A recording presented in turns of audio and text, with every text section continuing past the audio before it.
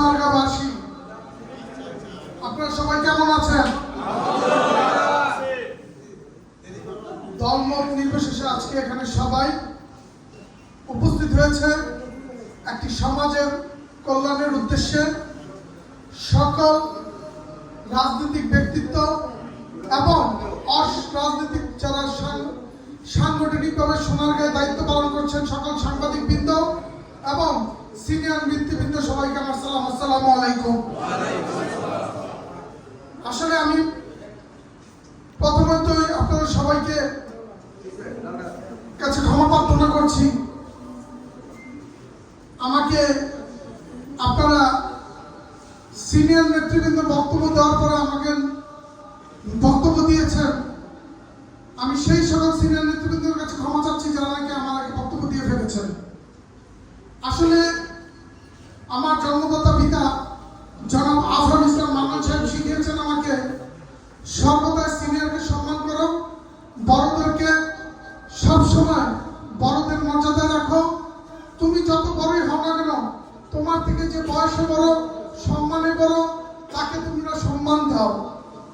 আমার বাবা আজহারুল ইসলাম মান্নান সাহেব সবসময় আমাকে যে শিক্ষা দিয়েছে সেই শিক্ষা আমি পালন করছি এবং চেষ্টা করি মৃত্যুর আগ পর্যন্ত আমার বাবার দেওয়া শ্রদ্ধা, আমার বাবার দেওয়া শিক্ষা আমি পালন করে যেন মরতে পারি ইনশাআল্লাহ। আপনাদের মাঝে আমি আজ দু একটি কথা উপস্থাপনা করব। সোনারগাঁয়ের উন্নতি এবং জনসাধারণের কল্যাণের কিছু বার্তা। কথা বলতে পারি না কারণ আমাদের সকল মুখ বাধা। কথা বলতে পারি না কারণ আমরা কথা বলতে গেলে দোষী। তারপরে আজকে আমাদেরকে কথা বলার সুযোগ করে দিয়েছেন, তাই আপনাদের মাঝে কিছু বাস্তব উদাহরণ দিচ্ছি।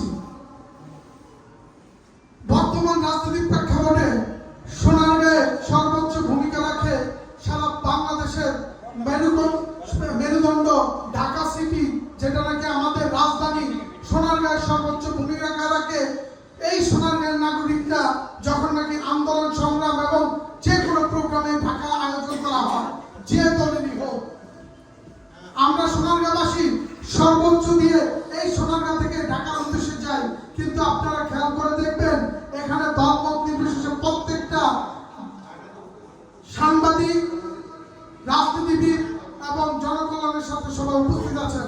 আপনাদেরকে বলতে চাই, বিগত 5ই আগস্টের পরে স্বৈরাচারী শেখ হাসিনা যেই ধরনের আন্দোলন, যেই ধরনের লুটপাট এবং ভয়ঙ্কর রূপ ধারণ করেছিল, তার একটি প্রতিফলন হচ্ছে গিয়ে সোনারগাঁ।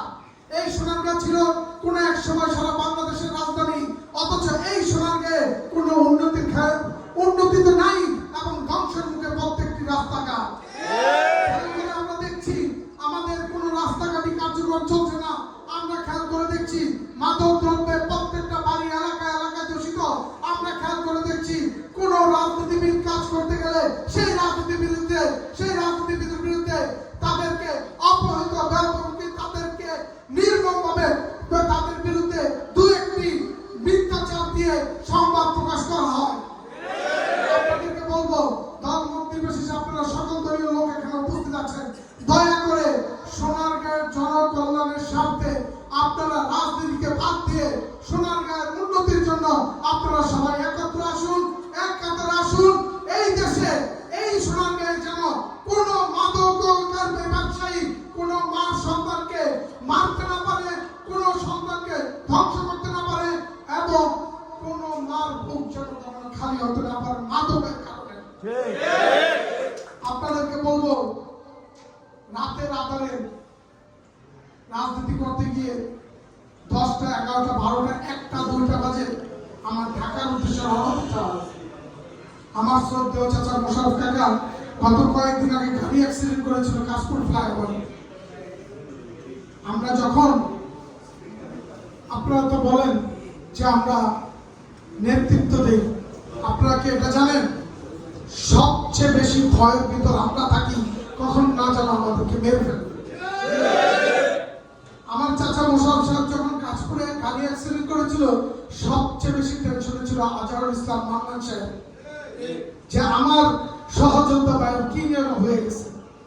আপনাদেরকে বলতে চাই, রাতের আধারে যখন আমরা 12টার পরে ঢাকার উদ্দেশ্যে রওনা দেই, ভয়ে উঠতে থাকে কখন যেন ডাকাত আমাদের উপর হামলা করে।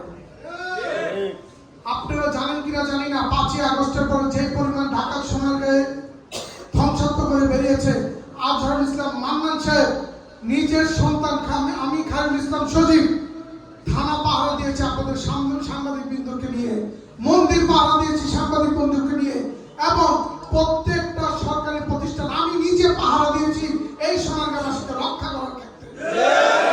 আপনাদেরকে বলতে চাই, নিজের দলকে উপস্থাপনা করছি না, সোনারগাঁওবাসীকে উপস্থাপনা করছি। এই সোনারগাঁওবাসী সারা বাংলাদেশের যে পরিমাণ 5 তারিখের পরে লুট